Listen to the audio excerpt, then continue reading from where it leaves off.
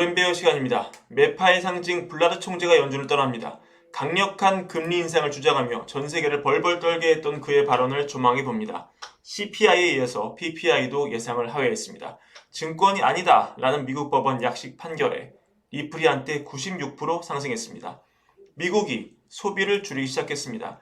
금리 인상에 시차를 두고 저소득층을 중심으로 소비에 타격을 받으면서 미국 실물 경제가 무너지는 게 아니냐는 우려가 나오고 있습니다. 인플레 목표 2%를 고집하면 경기 침체를 피할 수 없다는 주장이 나옵니다. 머스크와 저커버그의 매치가 무르익고 있습니다. 블루스부터 시작합니다. 이분이 얼마나 유명했는지 한국에서도 경제에 좀 관심 있는 분이라면 이 이름 모르시는 분 없을 것 같습니다. 제임스 블라드 세인트루이스 연은 총재가 15년 만에 자리에서 물러납니다. 62세의 그는 퍼듀 대학교 경영대학원 학장을 맡을 예정입니다. 그는 이미 올해부터 투표권을 갖고 있지 않았지만 꾸준히 매파 발언을 내놓으면서 시장을 긴장하게 만들었습니다. 61년생인 그는 미네소타에 있는 세인트 클라우드 주립대를 졸업하고 인디애나 대학교에서 경제학으로 박사학위를 받았습니다. 그의 말을 좀 살펴보면요. 비교적 최근인 작년 11월에는 당시 CPI가 8에서 밑으로 내려오는 그래서 조금 여전히 높지만 시장이 약간은 안심을 하고 있었던 그런 상황이었는데 그때 기준금리를 최고 7%까지 올려야 한다고 발언을 했고요. 그해 7월에는 연내 금리를 3.75까지 올려야 된다.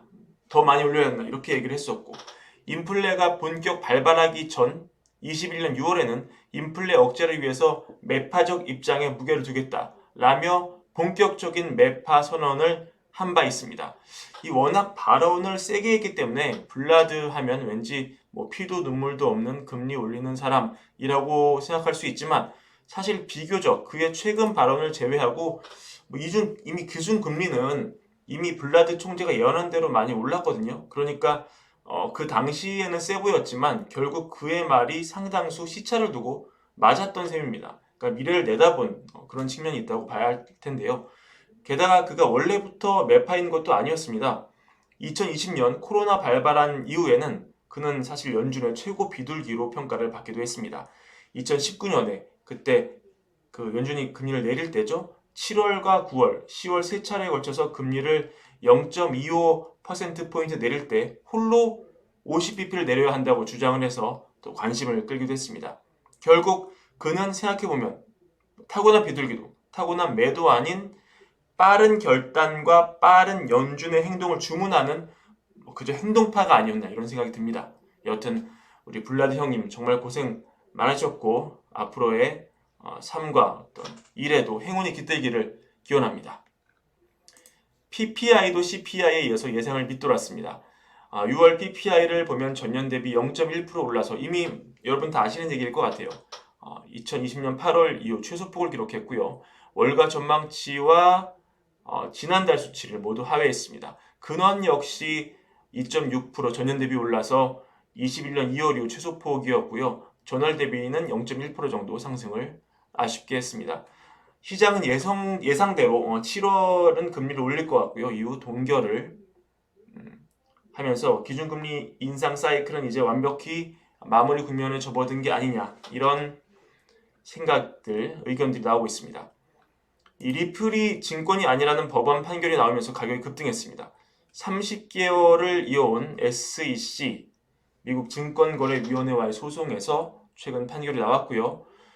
이제 리플은 이를 통해서 증권이 아니다 이런 결론을 받았기 때문에 증권거래위원회가 간섭을 여지가 없는 거죠. 따라서 SEC 통제를 받지 않는 자유의 몸이 됐습니다. 그러면서 리플 가격이 정말 단숨에 2배가 오를 만큼 그런 엄청난 파괴력을 보여줬는데요. 근데 여러분 리또속이라는 게 있습니다. 리또속. 리플의 또속냐 준말인데요. 그동안 가격이 오를만 하면은 어떤 계기로 또 폭락하고 오를만 하면 폭락하고 이런 식으로 굉장히 다이나믹한 그런 가격 모습을 보이면서 이 투자자 여러분의 속을 태웠던 그런 역사가 있거든요. 다만 이번에는 SEC 통제를 벗어나서 가지아를 진짜 외치게 될지 주목을 끌고 있습니다. 베어뉴스 넘어갑니다. CPI가 잡히면서 식품 가격도 잡히는 것이 분명합니다. 상승세가 둔화되고 있지만 이 금리가 올라간 누적 효과가 생활이 어려운 분들, 저소득층 중심으로 구매력을 크게 떨어뜨릴 우려가 있다. 이런 분석이 나오고 있습니다. 결국 밑바닥 경기가 무너지면서 미국 경제가 휘청할 수 있다. 이런 얘기인데요. 퍼듀 대학 조사에 따르면 연간 수입이 5만 달러에서 10만 달러인 중간 소득 가구와 연간 수입이 5만 달러 미만인 저소득 가구는 주간 식료품 및 외식 지출을 주간 약 10달러씩 줄였다고 합니다. 이 미국 소비자가 평균적으로 식료품에 주간 120달러, 외식이나 테이크아웃에 10달러를 쓴다고 하는데요. 제가 근데 지금 살아보니까 이거보다 훨씬 더 쓸 것 같은데 이거가 좀 제가 못 살 것 같은데요. 왜냐면 하루에도 이거보다 더 쓰는 경우가 있기 때문에. 여하튼 평균치가 120에 70인데 각각 10달러를 줄였다. 이거는 사실 작은 수치가 아닙니다. 그리고 연간 소득이 5만 불 미만 저소득층 분들 데이터를 보니까 이 푸드 스탬프죠. 푸드 스탬프. 이거에 의존하는 저소득층 비율이 2월에 40%였는데 5월에 47% 올라갔다. 이 푸드 스탬프를 지원하는 어떤 정책이 매우 줄어들었음에도 의존하는 비율이 저소득층에서 늘어날 정도로 생활이 팍팍하다. 이런 얘기고요. 이 저소득 가구가 식품에 돈을 덜 쓴다는 것은 공과금을 제때 내기 힘들 만큼 생활이 정말 어렵다는 걸 의미하는데요. 역시나 예상대로입니다. 이 프로필이라는 즉 푸드 스탬프를 받는 분들의 어떤 행동과 데이터를 조사하는 그런 앱인데요. 이 자료를 보니까 공과금을 제때 못 내는 분들의 비율이 5월에서 6월 사이에 11%가 늘었다. 제때 내는 사람은 27%에 불과하다. 이런 통계입니다. 결국 제가 아까 말씀드린 대로 밑바닥 경기가 무너지면서 미국 경기가 한번 휘청일 수 있는 이런 개연성이 충분히 있다. 여러분 이 개연성 열어두셔야 할 것 같습니다. 연준에 오랫동안 저격수 역할을 하신 분인데요. 이집트 출신의 경제학자 엘 에리안 총장님. 이분이 연준이 인플레 타깃 2%를 고집한다면 경기 침체를 피할 수 없을 것이다. 결국 연준이 인플레 타깃을 올려야 된다. 이렇게 주장을 해서 관련 내용을 한번 가져와 봤습니다.